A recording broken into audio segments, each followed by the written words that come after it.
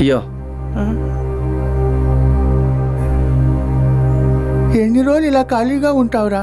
ఏదైనా పని చూసుకోవచ్చు కదా.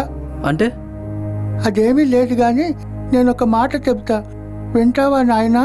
ఇప్పటికిప్పుడు పెళ్ళంటే నేను చేసుకోను. నీకిప్పుడు పిల్లనిచ్చేది ఎవర్రా నాయన? ముందు నేను చెప్పేది విన్నాయన. ఇందా తీసుకో, ఇదంతా నా పింఛను డబ్బు. ఇది మన ఊరు ప్రెసిడెంట్కి ఇచ్చి రాపోనాయన. ఎందుకు?